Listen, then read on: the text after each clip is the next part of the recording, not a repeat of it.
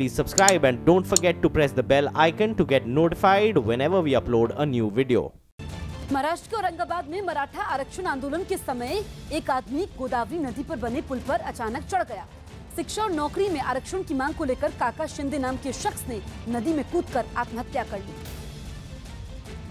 जिसके लिए वो मराठा क्रांति मोर्चा की तरफ से बुलाए गए मार्च में पुल की रेलिंग पर चढ़ा और नदी में कूद पड़ा, जिस पर प्रदर्शन की वजह से वहां पहले से तैनात पुलिस वालों ने ही उसे एक नाव के सहारे नदी से बाहर निकाला, लेकिन अस्पताल में इलाज के समय उसकी मौत हो गई। इस घटना के बाद मराठा आंदोलन हिंसक उठा, जिसमें औरंगाबाद से करीब 200 किलोमीटर की दूरी पर मौजूद परभणी जिले में सैकड़ों लोगों ने सरकारी बसों पर पथराव कर दिया।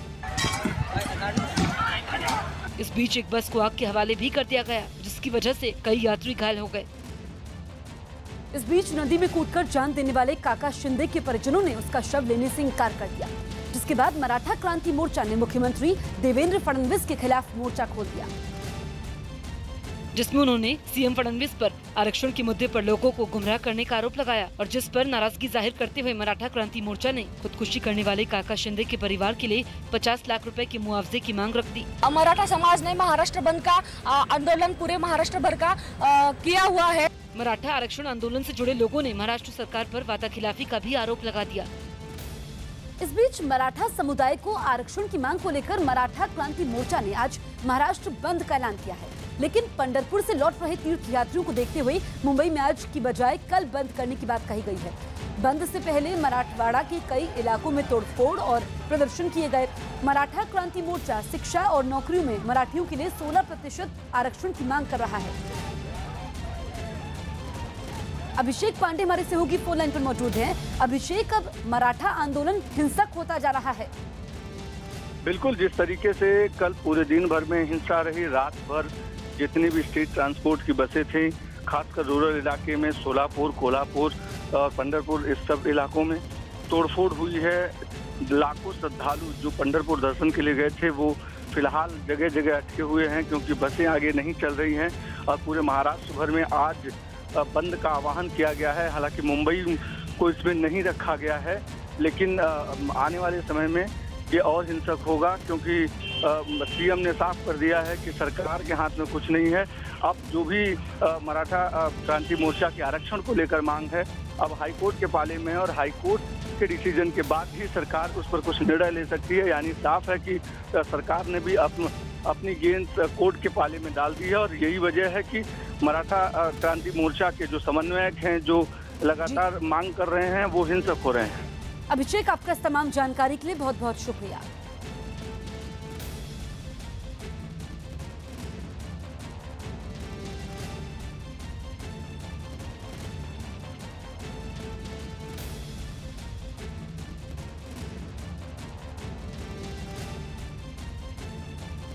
प्रधानमंत्री पद का उम्मीदवार बनाए जाने के मुद्दे पर महागठबंधन की हिमायत कर रही विपक्षी पार्टियों के सुर बदल गए। इससे पहले कांग्रेस वर्किंग कमेटी की बैठक में राहुल को साझे विपक्ष की ओर से प्रधानमंत्री पद का उम्मीदवार बनाने पर चर्चा हुई, लेकिन बात सामने आई नहीं कि राहुल गांधी के नाम पर विपक्षी दलों की राय बढ़ गई। हर मौके पर कांग्रेस के साथ दिखने वाले आरजेडी ने पीएम के कई दावेदारों के नाम गिना दिए, चाहे ममता बनर्जी जी हों, चंद्रबाबू नायडू जी हों, शरद पवार जी हों, मायावती जी हों या राहुल गांधी जी। जो फैसला होगा विपक्ष का, उसके साथ हम हैं। समाजवादी पार्टी ने भी चुनाव से पहले राहुल को विपक्ष का नेता मानने से इनकार कर दिया। गठबंधन ने नहीं तय किया है अभी कि राहुल गांधी जी देश के प्रधानमंत्री के दावेदार होंगे। वहीं महागठबंधन पर पहले से हमला कर रही बीजेपी ने राहुल पर तंज कसने में देर नहीं लगाई। देखो भैया, अभी बारात तो है नहीं, दूल्हा घोड़े पे पहले बैठ गया। नकवी ने गांधी परिवार पर पीएम पद की दावेदारी पर कब्जा करने का आरोप लगाया, लेकिन विपक्ष में कुछ पार्टियां ऐसी भी हैं जिन्हें राहुल के नाम पर ऐतराज नहीं है। जेडीएस ने तो राहुल गांधी को विपक्ष की ओर से प्रधानमंत्री पद का दावेदार बनाए जाने का खुला समर्थन कर दिया और एनसीपी भी कांग्रेस अध्यक्ष के पक्ष में ही खड़ी नजर आई, बशर्ते विपक्षी पार्टियों में कांग्रेस का कद सबसे बड़ा हो। अगर 2019 के चुनाव में कांग्रेस सबसे बड़ी पार्टी होगी तो उनको प्रधानमंत्री बनने से कौन रोक सकता है। वहीं कांग्रेस ने राहुल की प्रधानमंत्री पद की दावेदारी को मजबूती से सामने रखा। कांग्रेस की अगर सरकार बनती है और हम मेजॉरिटी में आते हैं तो हमारे जो प्रधानमंत्री है राहुल गांधी जी। कांग्रेस ने साफ कर दिया है कि राहुल गांधी ही गठबंधन के लिए सहयोगी दलों से बात करेंगे। उत्तर प्रदेश के झांसी में एक लड़की से जबरदस्ती करने के 10 दिन पुराना एक वीडियो सामने आया। वीडियो में साफ दिखाई दे रहा है कि कुछ लोग एक लड़की को जबरदस्ती जंगल में खींच कर ले जाने की कोशिश कर रहे थे और लड़की अपने बचाव में चिल्ला रही थी। इस वीडियो के वायरल होने के बाद पुलिस ने मामला दर्ज कर एक आरोपी को गिरफ्तार कर लिया है और बाकी आरोपियों की भी जल्दी गिरफ्तारी का दावा कर रही है।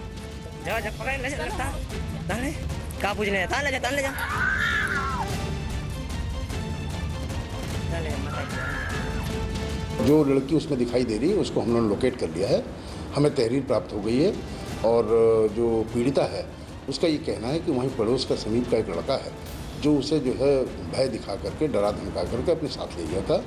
ये वहाँ पर एक गांव में गए और वहाँ पहुँचने के बाद से उस गांव के कुछ लड़के एकत्रित हो गए थे जिनको कि नागवार गुजरा और वहाँ पर जो है उन्होंने जब उसका विरोध किया तो उसके बाद से ये लोग चले आए।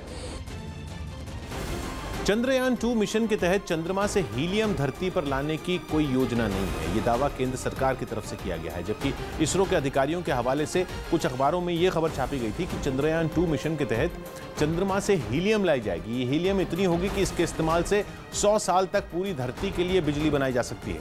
लेकिन केंद्र सरकार ने ऐसी खबरों को गलत बताते हुए साफ किया कि चंद्रयान 2 के तहत ऐसी कोई योजना नहीं। चंद्रयान 2 के तहत इसरो अक्टूबर या नवंबर में एक रोवर को चंद्रमा की सतह पर भेजेगा। इसरो की कोशिश है कि 13 फरवरी 2019 तक चंद्रमा की सतह पर रोवर उतर जाए और चंद्रयान 2 मिशन पर इसरो करीब 602 करोड़ रुपए खर्च करेगा। मध्य प्रदेश के गुना में मुख्यमंत्री शिवराज सिंह चौहान के कार्यक्रम में कुछ पुलिस वाले कांग्रेस विधायक महेंद्र सिंह सिसोदिया को मंच से उतारने लगे।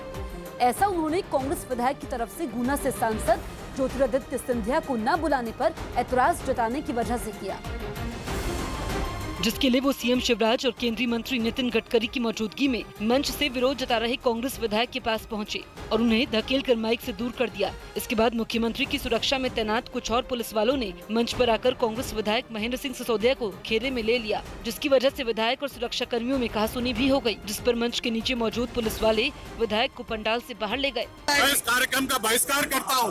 उनके संसदीय क्षेत्र में ये कार्यक्रम हो रहा है और उनको आमंत्रित नहीं किया गया। कांग्रेस विधायक ने ज्योतिरादित्य सिंधिया को कार्यक्रम में नहीं बुलाने को घटना को जनता का अपमान बता दिया। पटना के कारगिल चौक पर प्रदर्शन कर रहे छात्र पुलिस के साथ धक्का मुक्की करने लगे। AISF यानी ऑल इंडिया स्टूडेंट्स फेडरेशन से जुड़े ये छात्र अपनी मांगों को लेकर राजभवन तक मार्च के लिए निकले, लेकिन पुलिस ने बैरिकेड लगाकर छात्रों को रास्ते में ही रोक लिया, लिहाजा वो पुलिस वालों से ही भिड़ गए। छात्रों को रुकता न देख पुलिस ने लाठियां दिखाई, जिससे वहां भगदड़ मच गई। इसी दौरान एक छात्र खुद हाथ में डंडा लेकर पुलिस के सामने आ गया, जिसे बाद में वहां से खदेड़ दिया गया। प्रदर्शन में कुछ छात्राएं भी शामिल थीं, जिनकी पुलिस के साथ तीखी झड़प हुई। पुलिस की भारी मौजूदगी के बाद भी प्रदर्शन कर रहे छात्र पीछे हटने के लिए तैयार नहीं हुए। अफरा तफरी के बीच अचानक कुछ छात्राओं ने पुलिस के एक बैरिकेड को तिरछा कर जगह बनाई और आगे की तरफ बढ़ने लगे। हालांकि वहां भी बड़ी संख्या में पुलिस पहले से मौजूद थी, जिसने उन्हें रोक लिया। प्रदर्शन कर रहे छात्र बिहार के विश्वविद्यालयों में सेशन नियमित करने और B.Ed की बढ़ी फीस वापस लेने की मांग कर रहे थे। आम आदमी पार्टी 2019 के लोकसभा चुनावों की तैयारियों में जुटी हुई है। दिल्ली के उप मुख्यमंत्री मनीष सिसोदिया ने 2019 के लोकसभा चुनाव के लिए सभी लोकसभा सीटों के विश्लेषण करने का दावा किया। हरियाणा के पिछड़ा वर्ग कल्याण निगम के चेयरमैन रामचंद्र जांगड़ा ने जाट नेता यशपाल मलिक पर माहौल खराब करने का आरोप लगाते हुए जाट समाज से उनका बहिष्कार करने की अपील की। बिहार के मधुबनी में अखिल भारतीय ट्रेड यूनियन कांग्रेस के कार्यकर्ताओं ने अपनी मांगों को लेकर कलेक्ट्रेट के सामने प्रदर्शन किया। देहरादून में अनिश्चितकालीन हड़ताल पर गए ऑल इंडिया मोटर ट्रांसपोर्ट के कार्यकर्ताओं ने 2 दिन के अंदर मांगे नहीं माने जाने पर जरूरी सेवाओं को भी हड़ताल में शामिल करने की धमकी दी। सड़कों पे खड़े हो जाएंगे और किसी भी तरीके से कोई भी वाहन फिर चलने नहीं देंगे। बिहार के दानापुर में पुलिस ने करीब 450 किलो गांजे के साथ 2 लोगों को गिरफ्तार कर लिया। यूपी के झांसी में एक आदमी पर सरेआम एक महिला को चप्पल से पीटने का आरोप लगा। बिहार के हाजीपुर में एक अस्पताल की महिला वार्ड से बैग चोरी करने के आरोप में पुलिस ने एम्बुलेंस चालक को गिरफ्तार कर लिया। यूपी के मेरठ में कुछ लोगों ने एक लड़के की जमकर पिटाई की और अम्बेडकर को गाली देने के लिए उस पर दबाव बनाया। मुर्दाबाद।